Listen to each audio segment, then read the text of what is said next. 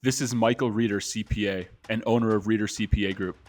Welcome to Reeder's Playbook, where I talk with industry experts about practical strategies and insights that help business owners and entrepreneurs level up. I'm joined today by Chris Medley. Chris is the COO at CapLadder and specializes in guiding entrepreneurs through the intricate process of unlocking corporate credit to enhance their cash flow and profitability. Today, we're going to dive into some of the most effective ways to build your business credit and secure the capital you need to thrive in your business. Chris Medley with CapLadder. How you doing, my friend? Doing fantastic. How are you? Oh, I'm doing great. It's great to have you on. Well, thank you for having me. Yeah, of course. I know we've talked before in the past, and that Tennessee volunteer football helmet always gets me. Like, it always catches my attention first time. I remember that last time. Since we're going to be recording this, let's make sure we get history recorded, right? So, it just depends on when you're watching this, But last night, of course, Tennessee Vols won their first national championship in baseball, men's baseball. So wow. So I'm on a high this morning. So I'm glad we're doing this now while I'm full of energy. You didn't catch me, after, in the afternoon when I'm taking my nap. Right. Exactly. Got you on riding that championship high. That's right.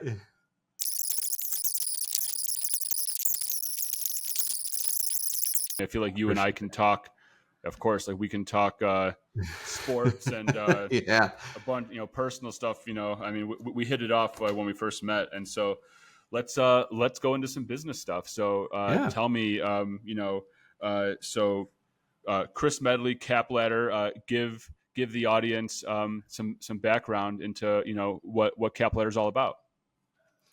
So what we do at CapLadder, easiest, simple way to probably say this is we help business owners get access to capital and credit in a different way. And what I mean by that is we actually help you guys build out your corporate credit on your company's EIN number so that you can access capital and credit using that instead of using your personal credit and your personal social security number on personal guarantees to run your business. So both business owners have been conditionally trained to think that that's the only way they can access capital as a business owner.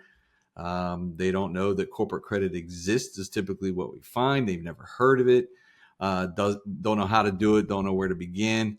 And so that's kind of where CapLadder comes in. We again help our clients build out their corporate credit profile, start to get them access to capital and credit. I kind of relate it to we take them through the crawling to the walking phases of kind of building, your business credit. You always got it, just like on the personal side, right? You got to start somewhere. You can't when you're 18 just go down to the bank and get a mortgage, right? At 18, you have no credit history. They're going to laugh you out of the bank. And like every one of us, right? They handed us, that credit card that had a $500 limit on it. It's where we all started when we were 18, if you remember that. And they said, here, go build your credit, go prove yourself and come back years from now. And if you can afford it, then we'll give you that mortgage, right? So you had to crawl before you walk. So kind of the same concept here. We have our EIN number. We're using it in all the right places as a business owner. But for some reason, nobody showed us how we can use our EIN number for our finances when it comes to our business. And so we take that and show you how to take that EIN number, get access to capital and credit.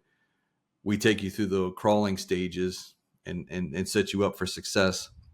So then walk and run after that with your business credit. Very interesting. And I think, that's something that really would be helpful for people to understand is like distinctly, like how would you describe the difference between personal credit and business credit? It's actually pretty simple, right? So obviously personal credit, you're personally responsible for everything, right? Anytime you use your social security number, according to, legislation that we have in place and regulations in place, right? The Fair Credit Reporting Act, it basically just says everything's going to be recorded and we know where you're using it and you're tracked and everything like that. But business credit, what business credit actually is credit that is that the business is actually applying for, not the business owner. I mean, so that's the difference, right? So personal credit, I'm applying it. I'm using my social security number. Business credit is I'm using my company's EIN number. My company is applying for the credit. Therefore, they're responsible for all that capital, that debt that they choose to take on, not the business owner. And so I think that's important to understand, is that a social security number is strictly tied to an individual, a human being, and an EIN number is strictly tied to an entity, whether it's an LLC or a corporation, partnership, et cetera, sole proprietorship, but it's the entity. So understanding that difference and how the EIN, it might be John Smith's LLC, but the EIN number belongs to is connected. We're talking about in the context of business credit here. The LLC, the EIN is connected to the LLC, not to the individual who owns the LLC. Yep, absolutely.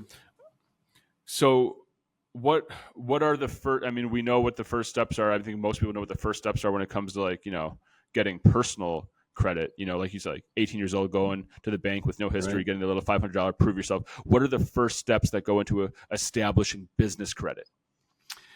So with corporate credit, what everybody needs to probably understand to help them know that why these nuances exist and why it's so hard for them to maybe build corporate credit, or why they've never heard of it, is, as I mentioned before, personal credit's all regulated by the federal government. We have, again, the Fair Credit Reporting Act in place that takes care of pretty much everything.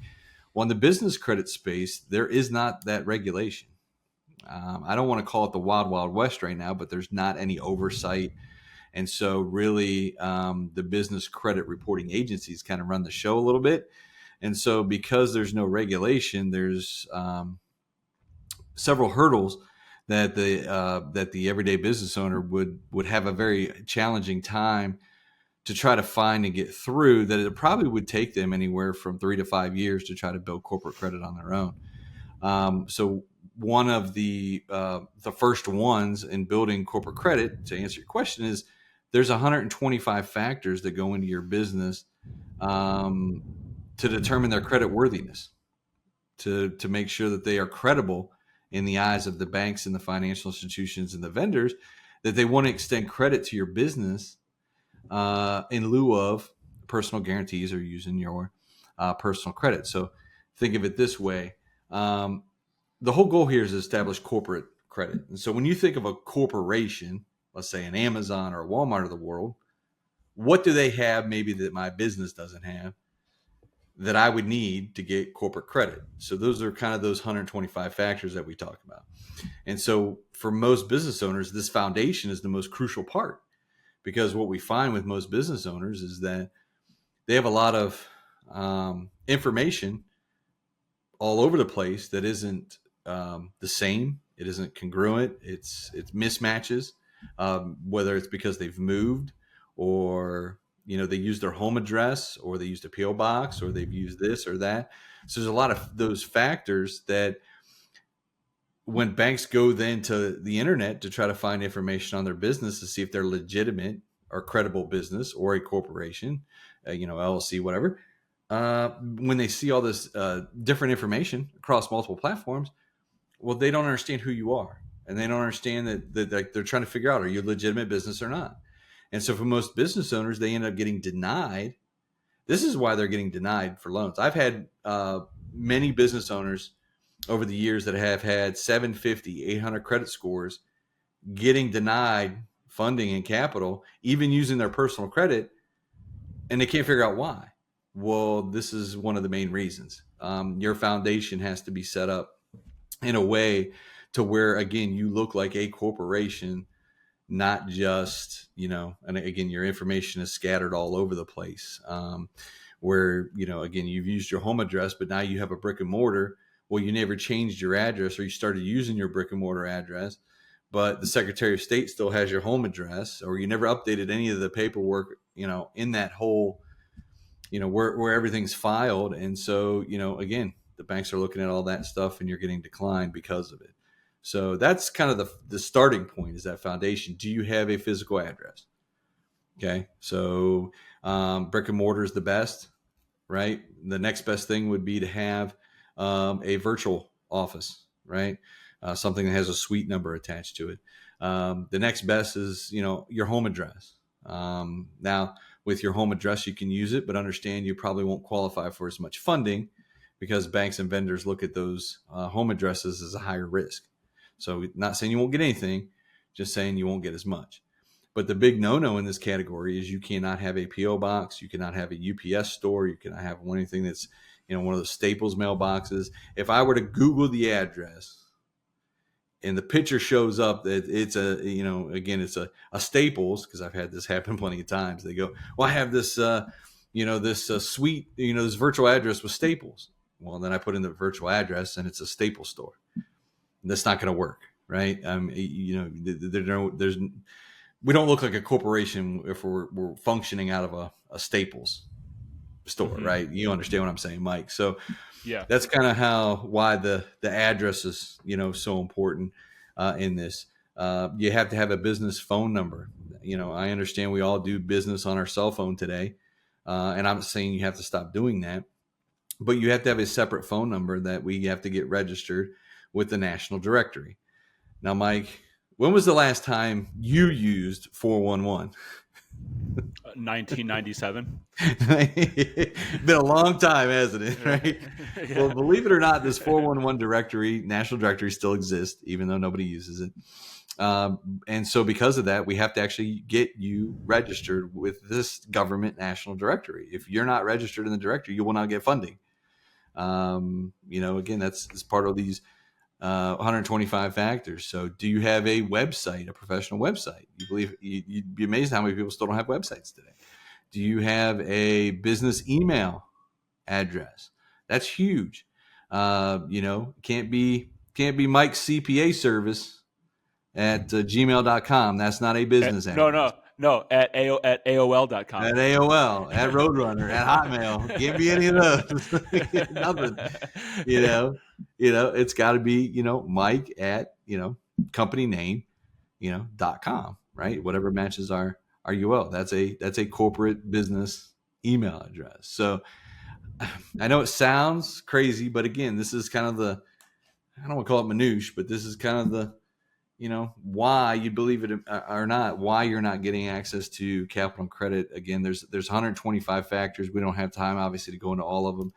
The ones that I mentioned are some of the major ones. And then, of course, again, it's making sure that all of your paperwork across all platforms, it matches completely to a T. Names are all spelled correctly. Like for you couldn't put Mike Reeder on one piece of paperwork and then put Michael Reeder on another piece of paperwork. It's got to be, however you're going to do it, that's going to have to be the way it's done across everything. From your IRS paperwork to your EIN, to your Secretary of State, to business bank accounts, to any licenses you may need to run your business, Dun & Bradstreet, Business Experience, Business Equifax, the way you're registered there, all of it has to match and be congruent. If there's one thing out of place, we're going to get kicked back and we're going to fail at getting access to capital and credit. Very informative, Chris. I came up with a song as you were talking. So here we go. All right. 125 factors of business credit on the wall. 125 factors of business credit. Take one down, pass it around. Business phone number. 124 factors of business credit on the wall. 124 factors of business credit on the wall. 124 factors of business credit. Take one down. Business physical address. Pass it around. 123 factors of business credit on the wall. 123 factors of business credit on the wall. 123 factors of business credit. Take one down. What is it? What is one? I read. There's phone number, address. What is it? That was. I gave you. I served up corporate an email for you to. Yep. Corporate email. Corporate email. Okay, it's okay. It's okay. No, corporate it's all email. good. We'll do one company more. Email. 120 corporate email. 120, 24, 23, 122 factors of business credit on 122 factors of business credit on the wall. 122 factors of business credit. Take one down. Pass it around. Website. 121 business credit factors. Oh, all right. We try to have a little fun here on the. I'm gonna have to remember that on Reader's Playbook. We try to have a little fun. That's like a good road trip game, So yeah. It's a tongue twister too. It's like so much easier. 125 bottles of beer. It's like rolls off the tongue, right? But 125 factors of business credit. It's like, oh God, don't be drinking when you're trying to play that song, people. Okay. No. When you're trying to, okay. So, all right, cool. Well, like I said, we try to have a little fun here on Reader's Playbook. So, Chris, so I think you answered my next question, which was how can business owners maintain and improve business credit? I think that you touched on stuff. I mean, instead of rabbit holing that, if there, we can circle back on that. But establish, having a bit getting on the 411 directory, having a physical address, actually having a legit phone number, email, like a business email, all that stuff. And I'm sure that there's more, but instead of going into the other 120 factors, like what do lenders look for when assessing a business's creditworthiness? Yeah. So once those factors are in place, now we can start, acquiring funding and capital using just our EIN. And there's a process to that. There's basically 4 tiers of business capital that we go through here: tier 1, 2, 3, and 4. And again, this kind of goes back to the crawling before we, walk stages. So tier 1 is going to be, probably a lot of stuff is for the most business owners, they wouldn't use over a long period of time, but understand that it's like those $500 credit cards. We got to get as many of those as we can to start establishing trade lines on our business credit report, start establishing a score so that we can move up into the next tiers of capitals. Because for the most part, everybody is going to start at 0 with their business credit score. And by the way, your business credit score goes from 0 to 100. You want to maintain an 80 or higher. That's like having a 750 in the personal space. And you, as you know, Mike, when you have a 750, you kind of get access to all the goodies, right? On the personal side, best interest rates, most capital. Same thing on the business side. We want to have the highest score, but really the only factor that goes into that credit score is our pay history. So as long as we maintain perfect pay history, we will have no problem maintaining that score. And so we want a business credit score there, and then we want to just to establish as many trade lines as possible, with our goal being, by the time we get to tier 4 of capital and credit, we have 12 to 14 trade lines that are now reporting on our business credit report, so that now, again, it's just think of it like your personal credit. If you were a bank, right, and you pulled your TransUnion score, what would it say about you? As personally, would you have a 775 credit score and a bunch of trade lines, a nice long pay history, where you've had accounts for 2, 3, 4, 5, 10 years that you have solid pay history on, something that the banks are willing to say, hey, you know what, this guy has got his stuff together, and we're going to extend, the capital and credit he's looking for. Same thing on the business side, right? But we're taking your profile that you have now, which has a blank slate on it, and we're filling in the pieces.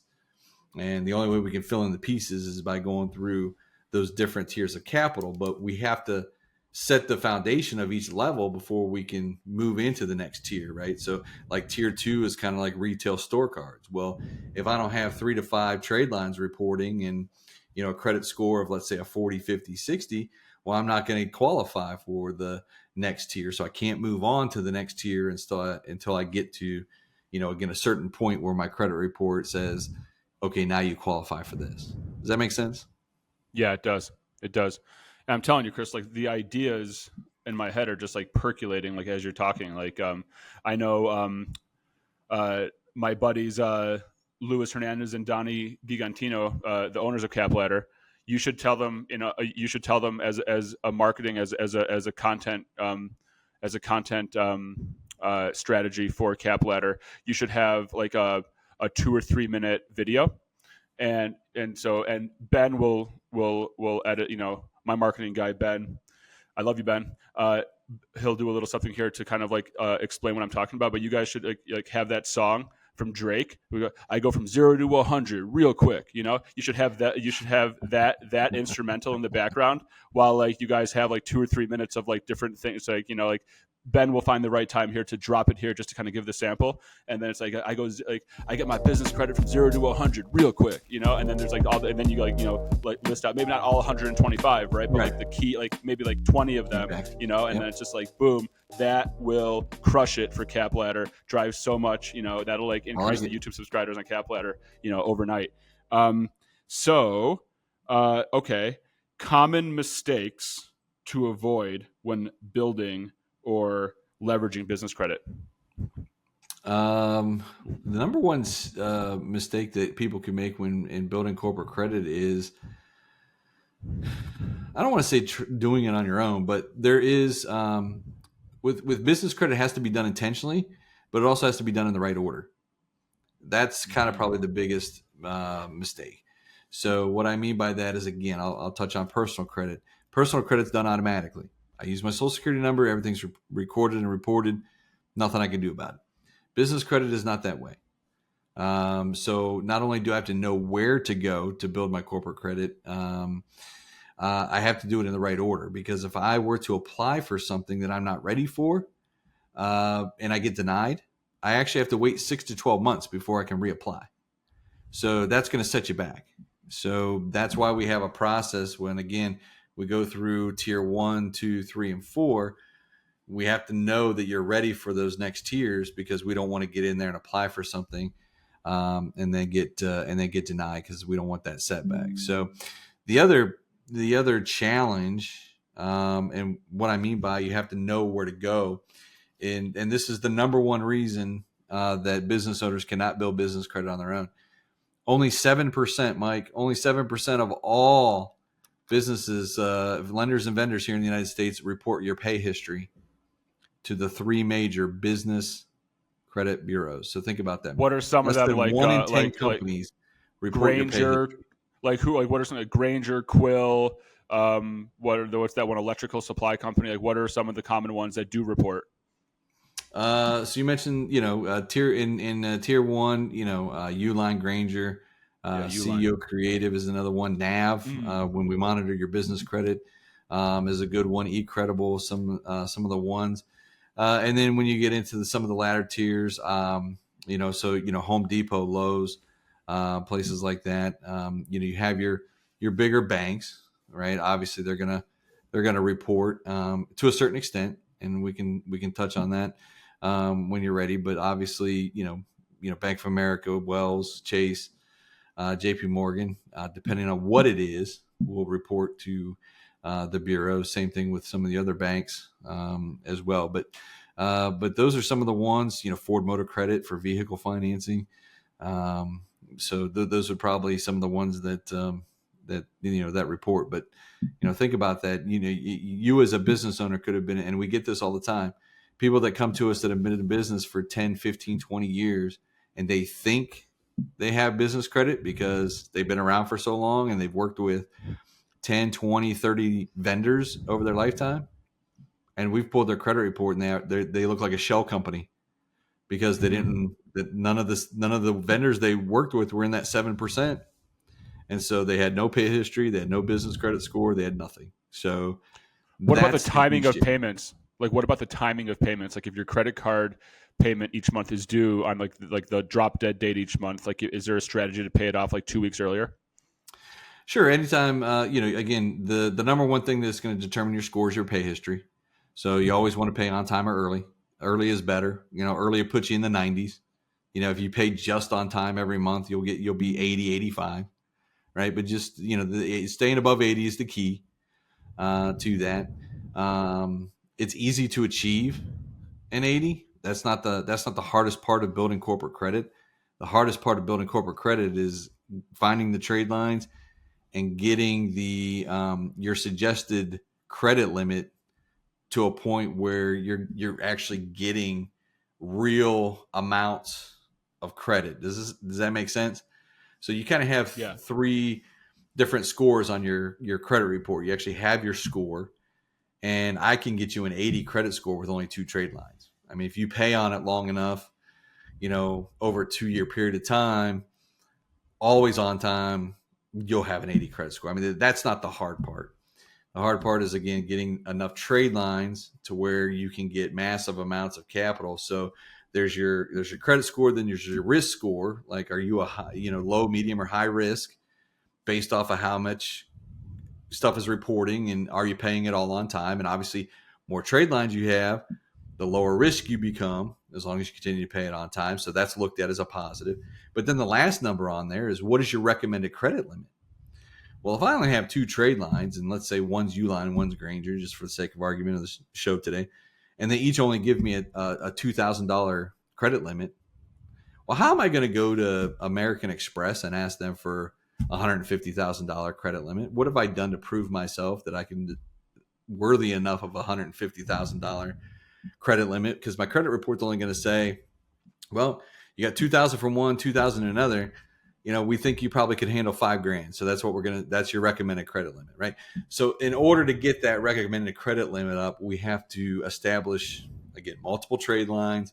We have to prove our pay history, but then we have to get higher and higher limits as we go on through the process. And as we do that, then when we get to that final tier of capital, which is those corporate credit cards, then those guys will look at us and hand us $50,000, $75,000, $100,000. Got it. Well, how about this? So someone opens up a new entity tomorrow, and it's gonna be for whatever their business is gonna be, and it's called XYZ LLC. They get their EIN on day one. How long? And they they have to. I would imagine they have to get some sort of revenue. Like, do they even have to have like how long does it take for them to start getting to start building up their business credit score, and when can they start getting business credit cards? And when and do any of these business credit cards have anything like promotional zero APR terms for the first 6 to 12 months, stuff like that? And like what are the limits and how are the limits calculated? Like all that. It's like, I'm going to start a business tomorrow, and then I'm going to reach out to CapLadder, and how fast can CapLadder, working with CapLadder, build my business's business credit? Like, how fast can all this thing become a reality? I can get my hands on some business credit. Yep. Because I think like a lot of the audience it's like, I work with a lot of new business owners and existing business owners, and everyone's either they're in startup mode or they're in growth mode for their existing business, and they just need access to capital. They need access to capital. And so, let's just talk about the context of a new business owner, literally brand new business tomorrow, EIN, fresh off the press, brand new EIN. What's the timeline when it comes to all this stuff? So that's a great thing about corporate credit. If you've never established it for your company, it doesn't matter if you're one day in existence or been in business for 20 years, the process is the same. You have to go through the same steps to build out your corporate credit. And again, you got to build that foundation. Then you got to go through the 4 tiers of capital. So it's a matter of, you think is that how like long 6 months, 12 months, 18 months? Yeah, like what's just a ballpark? Yeah, I mean, I know it's always changing. We've taken that 3 to 5 years that I mentioned earlier. If you try to do this on your own, and we've knocked it down to about 6 to 8 months. So about 6 to 8 months on average is what it takes for us to take any company, whether they're a startup, again, or been in business for years, through that crawling stage. So, and what if the person's personal credit is bad? Doesn't matter. Nope. They could have. We've helped so many businesses that have business owners that have 540s, 580s.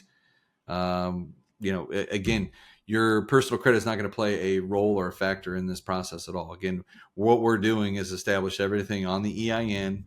My credit team never will ask you for your social security number or a personal guarantee when it comes to going after the capital credit that we can give them. Now, the only thing that would be maybe not even so much of a little bit of a hiccup, but what might, as a startup, not get us to qualify for as much. We'll still get capital and credit, but there are some financial institutions that would like to see you be in business for 2 years, such as an American Express, before they will extend you large amounts of capital and credit. So that, but that's not going to keep us from getting any type of corporate credit. And then the other thing that I want to touch on too, and I want to really drive this home today if I can, Mike, is you mentioned business credit cards and things like that. This is probably one of the number one misconceptions about the credit space is business credit cards. And I'll try to say this as slowly as I can, so I hope everybody understands this. Business credit cards are nothing more than a glorified personal credit card. At the end of the day, that's it. You're personally backing it. You're personally guaranteeing it. The decisions are made off of your social security number and your personal credit. They sell you on the fact that they won't report it to your personal credit. By the way, I would challenge you not to pay it and see how fast it destroys your personal credit, by the way. But here's the other kicker: what they don't tell you, it doesn't report to your business credit either. So it's not doing you any good when it comes to the credit space on either side, right? Because if it's all based off personal and it's there, I don't know. To me personally, maybe I would want that to report to my personal credit. I mean, I would want it to build something. You would think, right? Like I had a client the other day that just enrolled in our program. He met with his credit advisor for the first time. Called me afterwards. I thought we made a mistake. My team had done something to infuriate him. He was livid. He wasn't livid at our team or me. He was livid because of we pulled his business credit report, and he's been with Bank of America, had a business credit card with them for 6 years. He funnels $3 million a year, Mike, through this business credit card, and nothing was reporting or helping him. It wasn't on his business credit report, wasn't on his personal credit report. He's not getting credit for any of it. So what we do in the final step 6, again, this will be in month 6, 7, 8, right around there, is we get you corporate credit cards. Corporate credit cards are EIN only. All right. So I think that's an important. Okay. So I think so there's a difference between a business credit card and a corporate credit card. And a corporate credit card. And the way is just Ben, look on the front of your card. Ben, make sure that we emphasize this, to everyone. This itself is a micro clip. This right here, there is a difference between a corporate credit. This is the first time where that's ever been drilled in my head. So thank you, Professor Medley. This is the first time that it's been drilled in my head that there's terminology, and it's funny because I always talk about how terminology matters. Like in the accounting space, people talk about the difference between net income and gross profit. I'm like, well, those are different things. And here's it's just business credit card is different than corporate credit card. Very, very important. Yep. And the way you know the difference is if you just look on the front of your card. You pull out your wallet and pull out your cards, America, and if it says business across the front of it, it is personally guaranteed by you, and it is a business credit card, and it's not doing anything for you. If it says corporate across the front, that's an EIN only card. That is in the business name. The company's responsible for it. That's what we're trying to get you to. It reports to the business credit bureaus, much larger amounts. So you had asked about credit limits and interest rates. Most of these guys, Amex, Visa, MasterCard, are giving 0% for 12 to 18 months right now. That's on purchases, by the way, and balance transfers, not just balance transfers, purchases as well. So that's a great way for you as a business owner, if you had those in your back pocket, think about what that would do to help you from, I guess, maybe not a margin standpoint for the next 12 months and helping you build your business, get more profit if you're not paying 10, 15, 20, 25%. If you have those business credit cards, a lot of those interest rates are pretty close to personal interest rates. Have you noticed that? Right? Why? Because it's based off your personal credit. Right. So it's a business interest credit rates card. on business cards are 18, 20%. Right. Well, it's going to be hard to margin your business or work on margins in your business at 18 to 20%. Typical again. So we want to get you corporate credit cards. EIN only, 0%. Is that going to be forever? Obviously, I can't guarantee that. I'm not the banks. I'm not the lenders. The economy could change tomorrow. The Feds could raise interest rates. That would throw everything out of whack, and people would, the banks could change and decide, well, we can't give this introductory rate anymore. But for the most part, it's been like this for a little while. So I would anticipate, as long as Fed doesn't raise interest rates again, that we'll have these opportunities to get access to capital at 0% for a little bit of time. Yeah, I mean, that's huge. And so to be able to get corporate, any small business owner will tell you that if they can get a corporate credit card with 0% intro APR for 12 to 18 months, what that means is optimized cash flow for 12 to 18 months. They could still invest in their business, invest in expenditures that are having a direct result in the production of revenue, and they can delay the outlay of the actual cash on those expenses for 12 to 18 months, that's huge. That is the acceleration of revenue and the acceleration of cash inflow and the deferral of cash outflow is the name of the game when it comes to business. And so these corporate credit cards are huge for that.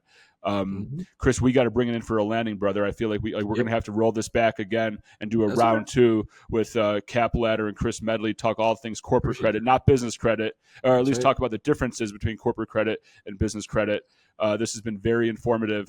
Chris, I feel like there are a lot of people that are going to be listening to this either on social or on YouTube or website or whatever, and they're going to want to get corporate credit, and they're going to want to be, hunting you down because they want to build this up for, within 6 to 8 months, regardless of their personal credit, get corporate credit. How can they reach out to you? They can find me. They can go to our website, CapLadder.com, and you can go on there. There's a list of our services. You can schedule appointments directly with my team. There, if you want to reach out to me directly, c.medley@CapLadder.com is my email address. They're more than happy to email me. They can call me as well. My phone number is 330-221-4239. And they could just tell me they heard you on the Reader podcast, and we'll get them taken care of, and make sure we get them pointed in the right direction. And we'll do it a bit. We'll do an assessment for them. We typically, our first phone calls are always educational. So you're not committing to anything. We go through the process a little bit in depth, so you understand what you're getting into. Kind of explain what happens over that 6 to 8 month time frame, because sometimes I get the misconception that when I say 6 to 8 months, people think, well, I got to wait 6 to 8 months to get capital. No. We start applying for capital in month 2. Once we get that foundational stuff out of the way, that 125 factors, starting in month 2 is when we start going through those 4 different tiers of capital. So we'll be getting you access to capital all along the way, with the whole, again, the whole caveat is at the end. We're in step 6. We're in tier 4. We're getting those Amex, Visa, MasterCards in the amounts of $50, $75, even $100,000 for clients. And then the last thing I'll leave you with is now that we've got you to walking, business credit really works the same as personal credit. Now that you have it, you've built it, you've established it, as the months and years go by, you're just going to continue to build, right? So your pay histories get longer, the more trade lines get longer, and more you get more trade lines added to your business credit report. And then you should just be able to walk into anywhere you want and be able to get the funding that you need for your business without having to give that personal guarantee. So again, it's about shifting that risk, right? So that you can rest your head at night now, knowing that your personal assets are protected, right? Because anytime that and you know this, Mike, anytime you use your personal credit inside your business, you've now mixed your business and personal finances. You've opened up Pandora's box, and those creditors can come after any asset and take it from you should something happen to your business one day. We want to close that hole, and the only way we can do that is by moving everything over to the EIN number. And that's what our whole goal is. We want to move everything over there the way it's intended to be, because you mentioned it, Mike. The EIN means it's an entity, right? You're your own separate entity. So now your business is its own entity. It's standing on its own 2 feet. It's self-funding itself, and it's its own beast. It's its own animal. And then your personal side is taking care of everything that it was intended to take care of. Great stuff. Thank you, Chris. And okay, so for everyone who's just tuning in later, is just kind of tuning in towards the end or just popping in right now. So Chris is a big Peyton Manning fan, so much that he named his son after Peyton Manning. So that that makes me ask Chris, like, what happens if someone reaches out to you in CapLadder and they're more of a Tom Brady fan? Well, will you still work? Will you still work with them? I think that they're pretty good friends today. So we probably would let it slide. I mean, I watched the roast. I'm sure a lot of people watched the roast on Netflix. Oh yeah, that was funny. Yeah, that was great stuff. And that Peyton was there. Peyton, got in his jabs, but at the end of the day, everybody knows Peyton was a better quarterback. He just didn't have the team around him to win 19 Super Bowls like Tom Brady did. Yeah, I mean, I'm a Bears fan, so I always have nightmares of 06, like that one Super Bowl, the 06 season, like in January of 07. Devin Hester took it back. we thought that we were going to win, but then we had Rex Grossman as our quarterback for the rest of the game, and the Colts had Peyton Manning, and the rest is history. What's your so as a Peyton Manning fan, like what's your position on Eli Manning? Is he kind of like, are you an Eli Manning fan, or is he kind of like whatever? Eli is, this is his brother. I mean, I like Eli. He beat Tom Brady twice, so that's good, right? So he's kind of, he's kind of got that over his brother, right? He's got that over Peyton, which I think is kind of funny a little bit. But no, I think the Manning family is all, just really good people. I've never gotten to meet any of them personally. I would love to. I think they would be, I think Archie's just done an amazing job with his sons, and I don't think he could be any more proud. And you can learn a lot from not only Peyton, but Eli, Tom Brady. I mean, all these guys, they all have their great attributes, and none of them are perfect, and I think they'd be the first one to tell you that. And but they all have the certain characteristics that you need to be a leader, which probably speaks volume, especially in the entrepreneurial space, right, that we're talking about today, and those kind of things, leading your business, leading your, being a leader in life, and those kind of things. So I like Eli. I probably didn't like him as much as his playing days because I'm a Cowboys fan as well. Yeah. So being a Cowboys fan, I really couldn't root for the Giants. They were kind of the enemy. Now I watch the Monday nights with Peyton and Eli. Those are funny. If you get a sports fan and you watch the Monday night Peyton and Eli, those are always great. So yeah, they're both good guys.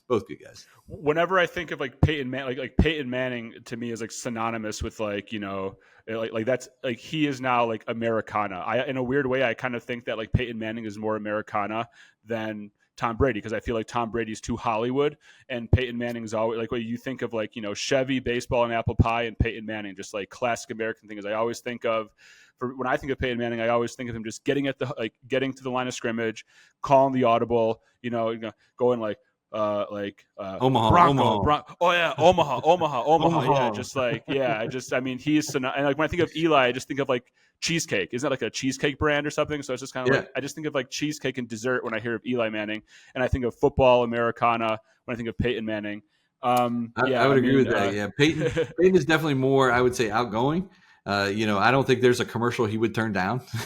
Right. Whereas you have Eli, who's probably a little bit more reserved. Mm-hmm. And then, like you said, Tom Brady's probably more Hollywood, where, it would have to be, something higher end or, up there, kind of like a roast, roast, hosted by Kevin Hart and like all of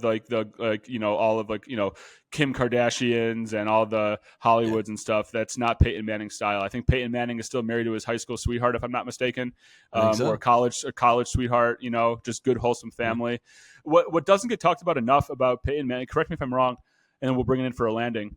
Because I know, everyone talks about how Tom Brady got 6 rings with New England, and then he went to Tampa, and he won a ring with Tampa first year. Mm-hmm. Now, Peyton, what people don't talk about a lot, which kind of gets like lost underneath all the hype on Tom Brady, is Peyton had some severe injuries when he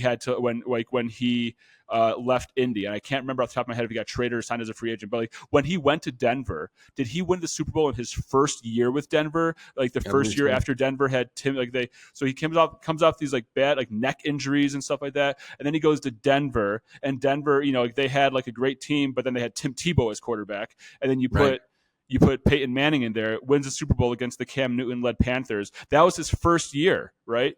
Yep. And so the difference between the difference between him and Tom Brady is like Tom Brady didn't have Peyton Manning came back from some pretty tough injuries and came back and wins a Super Bowl. Yeah, remember the Colts got rid of the reason they to your point, they thought Peyton was done. Remember they brought Andrew Luck. Andrew Luck. Yep.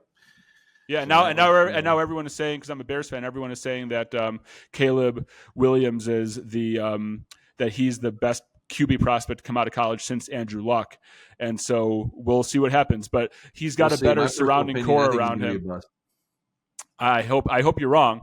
I certainly hope so as well. Now that I know you're a Bears fan, right? Well, you think Drake May is going to be better than where did Drake May go? He went. Forgot where Drake May went. Yeah, he went top 6. Where did he go? I can't remember where he went.